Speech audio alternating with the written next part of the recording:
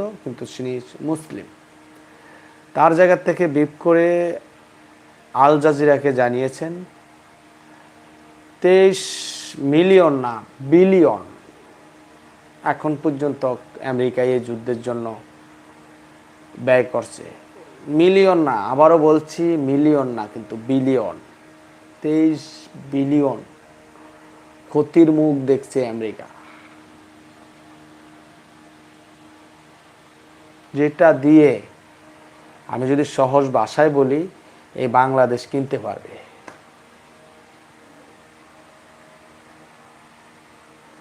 বাংলাদেশে 23 million million টাকা যদি ব্যাংকে থাকে তাহলে সরকার বলে আমি টনটনা।